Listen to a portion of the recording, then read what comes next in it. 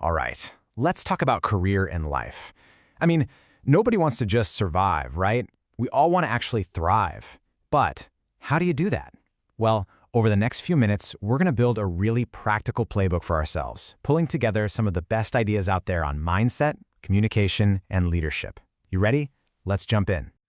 Okay, to kick things off, I want to start with this idea right here. The cave you fear to enter holds the treasure you seek. Man, that's powerful. Just think about it for a second. What's that one thing you've been putting off? You know, that tough conversation, that scary new project? This is such a great reminder that the stuff we really want, the growth, the treasure, it's almost always hiding on the other side of our comfort zone. So where do we even begin building this playbook? Well, it all starts from the inside out. It starts with mastering our own inner world. Because think about it, before you can even think about managing a team or a big project, or even just a tricky conversation, you've got to be able to manage yourself first. This right here, this is the absolute foundation for everything else. And at the very core of that foundation is something called emotional intelligence, or EQ.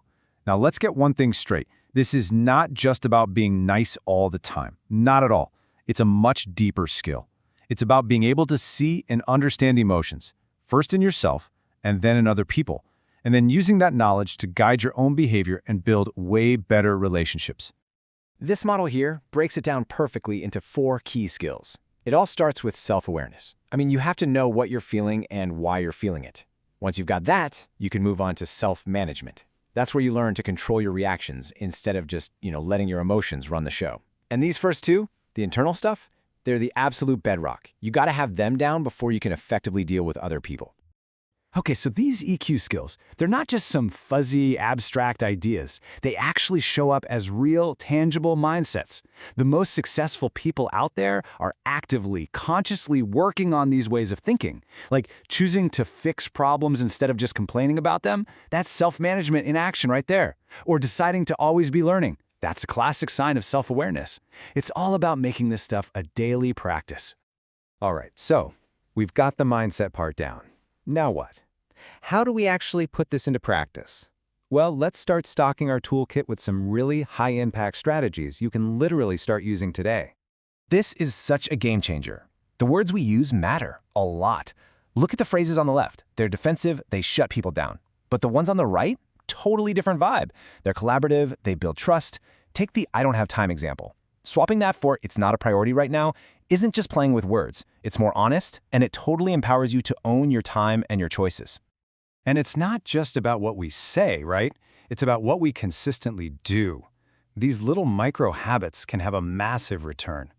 I mean, a not-to-do list? That's brilliant.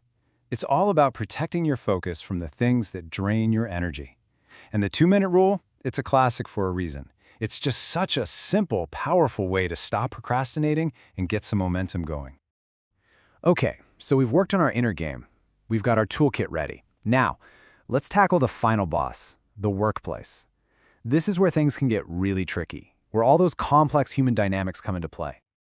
Being able to read your environment. This is more than just a survival skill. It's a career-defining one. Seriously, on one side, you've got the red flags, the stuff that leads to burnout and just feeling stuck, and on the other, you've got the green flags, the signs that you're in a place where you can actually grow and thrive. Knowing the difference between these two can literally save you years of frustration. It's that important. And let's zoom in on one of the biggest red flags you'll ever see, the micromanager. The thing is, it's often so subtle, right? It's the unnecessary corrections, the constant checking in, the subtle questioning of your expertise. But the impact? Oh, the impact is huge.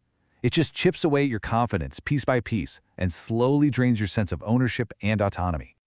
So what do you do when you find yourself in a toxic situation? You can't just wing it. You need a strategy. First, set firm boundaries to protect your own energy. Then, focus the conversation on solutions, not just dwelling on the problems. And maybe most importantly, lean on your support system, your friends, your mentors. They're your anchor when things get rough. But sometimes, the smartest strategy is knowing when it's time to walk away. I love this quote, it says it all. You have to recognize when you're on the wrong train, whether that's the wrong job, the wrong team, whatever. Because the longer you stay on that train, the harder it is to get off. Don't ever be afraid to get off at the next stop. All right, for our final section, we're going to elevate our game. We've talked about mastering ourselves, we've talked about navigating our environment. Now let's talk about actually shaping it. Let's talk about what it means to lead. And that brings us to a huge question, one that I think a lot of us have wondered about. Do you really need a title, manager, director, VP, to actually be a leader? The answer is a huge, resounding no. Absolutely not. Leadership isn't a position, it's an action. It's a choice you make. Just look at some of these examples.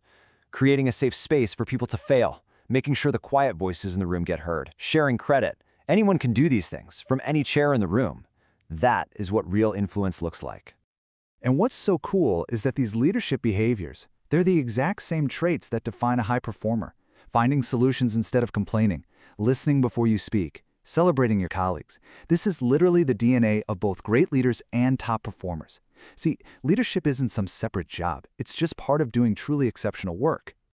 And the impact of all this? It's staggering. High performers, the people who actually live and breathe these leadership and EQ skills, they can be up to 400% more productive.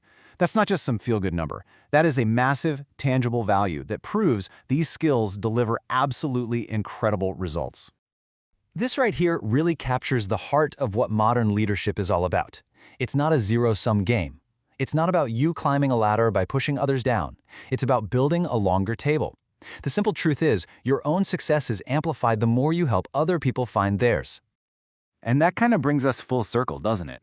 Because maybe the most powerful truth in this entire playbook is that none of this is permanent. Your mindset, your habits, your entire career path, you can change it.